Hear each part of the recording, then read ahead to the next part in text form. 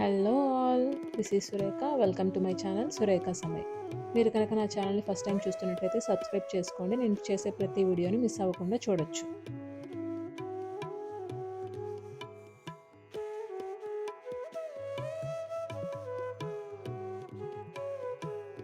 ఇండియాకి వచ్చాక ఫ్యామిలీతో కలిసి టెంపుల్ విజిట్ చేస్తున్నాను. నేను ఇండియాలో ఉన్నప్పుడు రెగ్యులర్గా వెళ్తుండేదాన్ని ఈ టెంపుల్కి.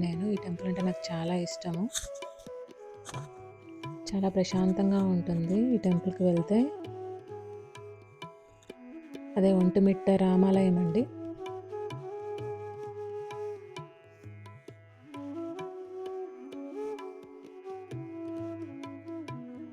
గుడికి వచ్చినప్పుడు ఆ పాజిటివ్ ఎనర్జీ చాలా హాయిగా అనిపిస్తుంది.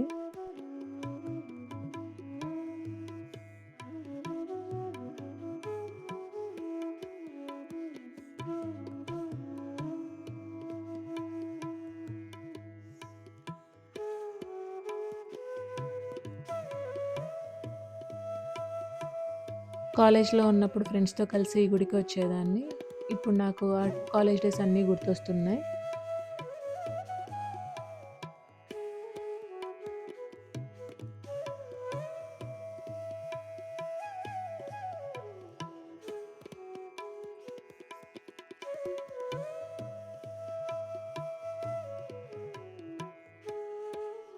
ఈ గుడికి ఒక ప్రత్యేకత కూడా ఉంది.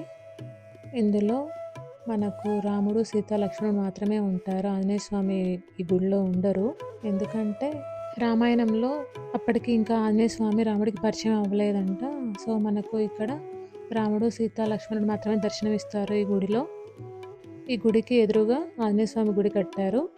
అక్కడ ఉంటారు ఆంజనేయ స్వామి. అక్కడికి వెళ్ళి దర్శనం చేసుకోవాలి.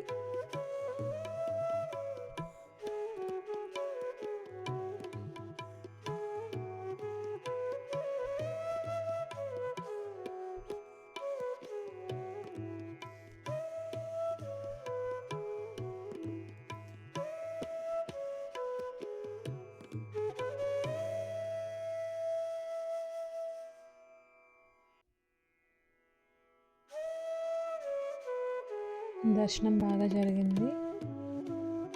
ఈ గుడిలో 365 డేస్ అన్నదానం జరుగుతూ ఉంటుంది. దేవుడి ప్రసాదం తినేసి వెళ్ళొచ్చు.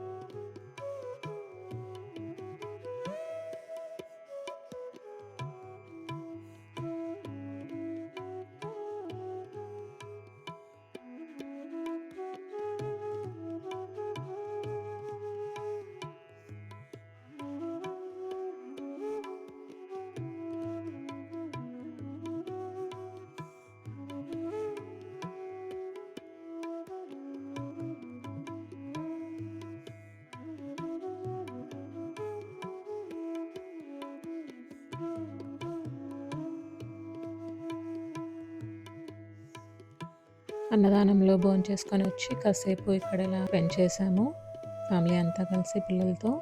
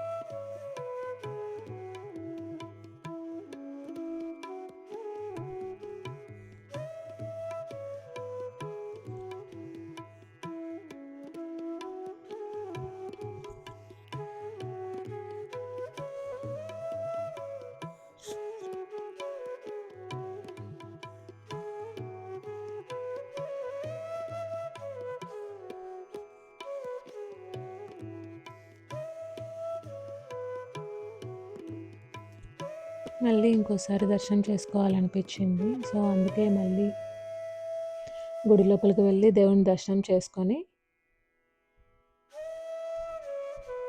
ఇంకో గుడికైతే బయలుదేరుతున్నాను నేను.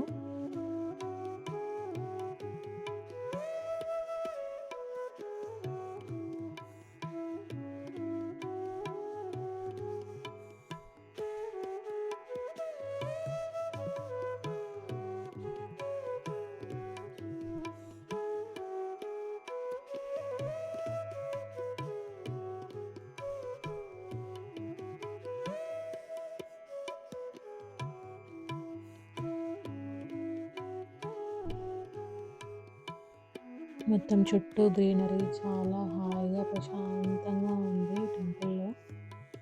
అందుకే నాకు ఈ టెంపుల్కి రావడం చాలా ఇష్టం.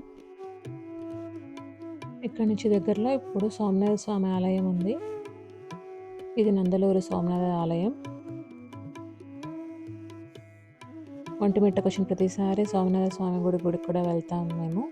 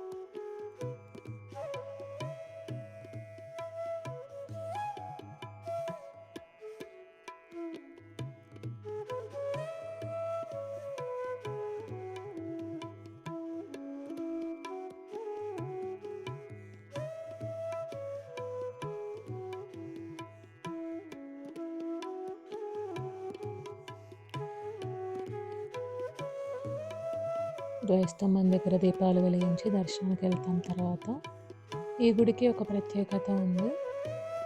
ఇక్కడ ఫస్ట్ ఏదైనా కోరిక కోరుకొని 11 ప్రదక్షిణలు చేస్తారు. ఆ తర్వాత కోరిక నెరవేరితే 108 ప్రదక్షిణలు చేస్తారు. కోరికలు నెరవేరుతాయి అంటారు ఈ గుడిలో కోరుకుంటే.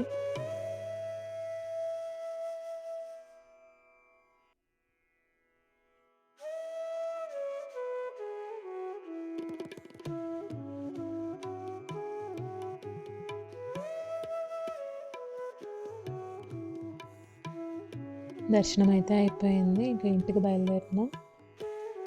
ఈ వీడియో మీకు నచ్చిందా? నచ్చితే లైక్ చేయండి, షేర్ చేయండి, కామెంట్ చేయండి. ఇంకొక వీడియోతో మళ్ళీ కలుద్దాం. బాయ్.